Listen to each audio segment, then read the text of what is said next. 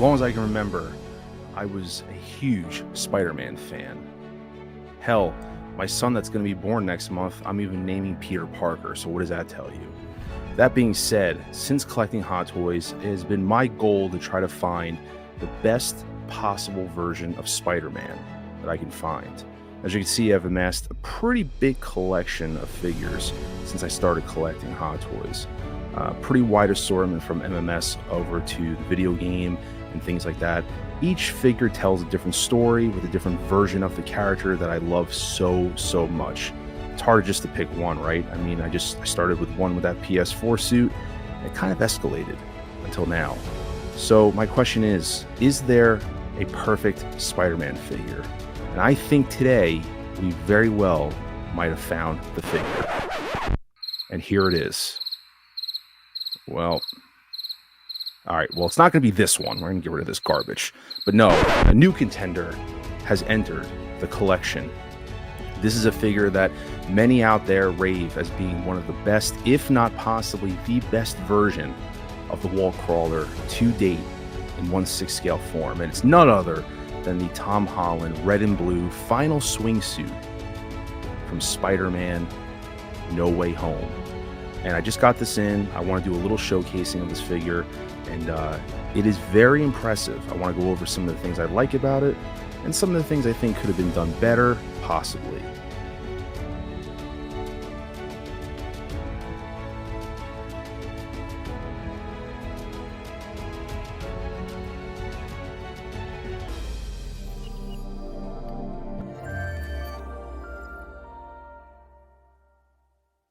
We're going to be looking at, as I said, the red and blue final swingsuit from Spider-Man No Way Home. So I've always had a love-hate relationship with Tom Holland's version of the character. Ultimately, I just felt like he was very over techy. Obviously, using the tech from Tony Stark, all his suits were pretty much advanced from the get-go. And ironically, the last suit we get is probably the more stripped down, close to comic book version of the suit that we have gotten. And unfortunately, we only got it for about 45 seconds in the end of the movie. So I do hope this suit does make a return. I really do think it's Tom Holland's best suit to date in form, and it took a lot of versions, incarnations to get to this point. But nevertheless, this is one I was super excited about to get. I do have the deluxe version here, so I want to go over some of the stuff that I like and don't like about it. So right off the bat, the base, it's huge. I know people said it's underscaled because it's not exactly. I get that, but honestly, I think it becomes an afterthought after a while when the figure's on the base. You don't really pay attention to the details of it being underscaled. I love the weathering, the snow. A lot of attention was put into it, but obviously the scaling factor is a turnoff for some. When it comes to the accessories, a lot of just basic stuff, the mask, the hold. You get the standard webs, nothing special here, wrist pegs, and you get this little thorpy, cone web thing that I still don't know who uses this, but there it goes. Set of eyes for different gestures, and you also get hands as well. So I want to focus on the hands for a moment. I really notice a big difference on this compared to other Spider-Man hands. The sculpting work looks a little bit different. I do notice some hands on here that are being recycled, some gesture hands from like Toby and any of their other characters, but the sculpt work on it looks really good. The paint application. There's just things on this figure I noticed with the unboxing experience that I've heard from others that I agree with that just feel different compared to another Spider-Man figure. The joints on the figures look better. Things like that look really nice. And so applying the different hand gestures and things like that, things just seem to work a little bit better with this figure. Hot Toys seem to put a little bit more of engineering into it. I don't know if it's just sheer coincidence or what it is, but like I said, even changing out the hands and things like that, really easy. And like, for example, like the web shooting hand, you have a little piece here on the palm that you pop off that you install the wrist peg shooter for the wrist if you want to shoot the webs out. And right here we have focused in. I just did a little demo so you guys can see what that looks like.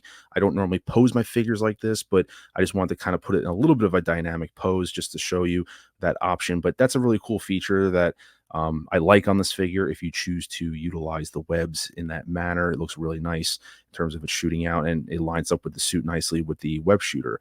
But like I said, and then obviously the biggest thing is going to be the sculpt. Now, no, don't worry, I'm filming this at my kitchen table.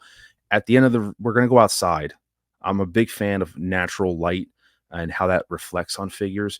So the last portion of this review, I actually took the figure outside to do some really nice outdoor natural light shots. along with companion pieces to other figures. So you get a really nice representation of the figure. But I want to go over some of the things. So like I said, this suit, I love the vibrancy of the colors, things like that. It's a great take on it for a suit. And this is really one of the first times we saw this suit, right? Because it was mostly CGI'd in the movie and in the video game even. And you can see right there like the creasing on it. So the material, the blue, it reminds me of like the Mark IV suit and even maybe Toby's suit, that blue. And you see there, it's creasing. So whatever yo-yos out there tell you that, hey, don't worry, pose your figures, they'll snap back. Take it for a grain of salt, because this pose that you see, that figure was in there for probably about 5 minutes, just enough to film this portion of the review, and it's already got that creasing. Will that snap back? It is what it is. I have over 9 or 10 figures, so I kind of know what will and what won't work, and know how to push my figures to the limits. Base, love the base.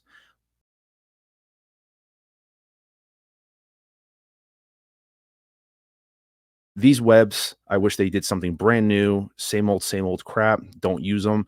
They go in a Ziploc bag. Pegs, same thing. And then the eyes, the mask, the hands, all that stuff is really kind of secondary to me. I think the three main features on this is the base, the sculpt, and the body itself of the figure. Everything else is kind of just there. It does come with a flight pole that you can install in this little area right here if you want, but bear in mind you're using the crotch grabber, the waist clamp, I should say, and that will damage the suit itself. So I'm not even going to be bothering to use that. I will either have the figure posed up on the diorama and or use it without. But this diorama is going to be put to use. 100% is going to be put to use. When I look at this figure, it makes me a little disappointed, and I'll elaborate further. But when I see this figure and then I look over at the other ones that are part of this No Way Home collection, like Toby and Andrew specifically, it just makes me feel like they were done dirty. And that's kind of the general consensus that I feel from others. Ranking the three, Andrew, which sucks, is my favorite suit. He got the shaft the most, then Toby, and then obviously they put the work into Tom Holland, it looks like. And so it just bothers me because even though the three of them look really good, and this can be a standalone figure, don't get me wrong. And you can see right here the seam work on the head.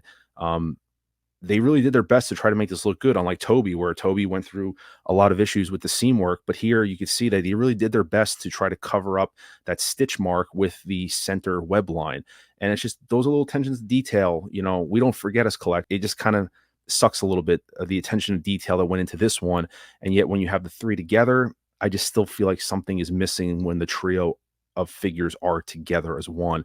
And we are going to now look at the outdoor footage that I shot. Definitely a lot different. I shot this outside, so it's very natural light, no adjustments, no editing, nothing has been done to the footage that you'll be seeing now.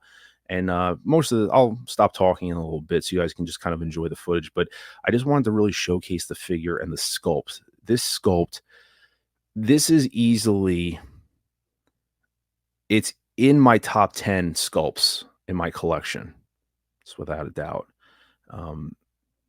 It'll grow on me over time. I think it's the best Tom Holland sculpt. I love the hairstyle. This is a great one.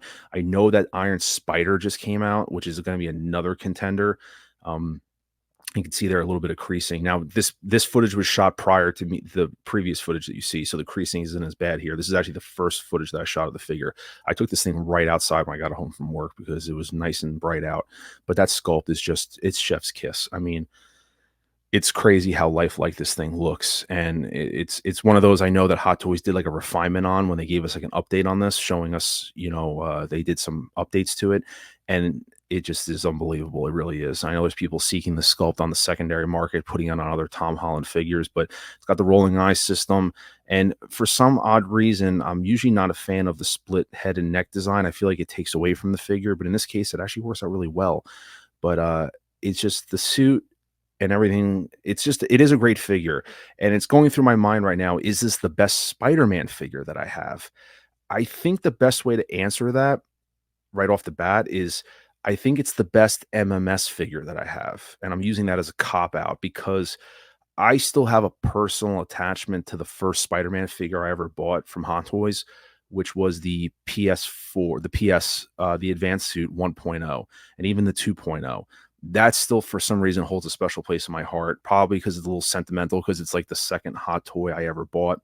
But in terms of an MMS movie suit, this is easily the best Tom Holland figure. And as of right now, it's the best figure amongst the big three, unless we get updates of Toby.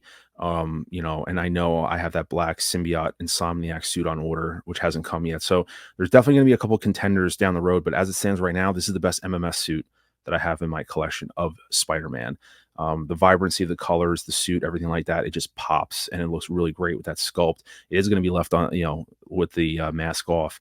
And then this is just some footage of the trio together, and it just something about it. It stands out on its own, and it just kind of sucks. I mean, Toby's not too bad. Andrew just disappoints me, man. They really did nothing to Andrew, whether it was on purpose, they couldn't licensing. I don't know what the reason is, but man, like Andrew got shafted. And I know there's out there people complaining about Toby too. Toby doesn't bother me as much. He does, I mean, proportions, things like that. We're not going to get, I mean, these are figures at the end of the day. I mean, Toby, I know was updated to look, for the No Way Home look, but they look good together, but it just sucks because you can see the No Way Home line was incredibly flawed. For an expensive line that it had its flaws. And collectors I know had voiced concerns in various areas about, that. But I mean, they do look great together overall. But looking at Tom Holland, he's so incredibly good, about like really good. He makes the other two look subpar, in my opinion. Um, Toby, I thought was just very overly priced, and Andrew just really disappointed me. That body, he's a bitch to pose. If you don't have him right, he could look like a hunchback. His body, the sculpt, the neck, the eye attach, the helmet, his mask, I should say, his attachment just sucks. It doesn't have the white eyes. I know you can do an update on that for the white eyes if you do a mod, but like I said, it's disappointing to see the three together. Tom Holland can easily stand alone. I mean, all three of these could be posed separately if you wanted, but most of the collectors are probably going to pose them as a trio if you do own this particular group of figures. But the Tom Holland by itself it's an outstanding, outstanding piece. I am so happy to have this in the collection. A lot of other people have raved about it also, but this thing is absolutely outstanding. So let me know what you guys' thoughts are below. This was, like I said, meant to be just a showcasing because you've seen enough reviews of this already, but I wanted to do some natural light outdoor showcasing the figure because I don't feel like you get enough of that in reviews. A lot of reviews are just shot inside, people's rooms with lighting and stuff. I just wanted to take this figure outside and just shoot it as is. I'm really enjoying doing some outdoor stuff, and especially with a sculpt like this, it really needs to be showcased, in a natural setting. But drop a like on the video. Let me know your thoughts below if you're planning on picking this up, or what are your thoughts on the No Way Home line in general. But until then, this is Mr. Mom Collectibles saying take care, and I will see you guys in the next video.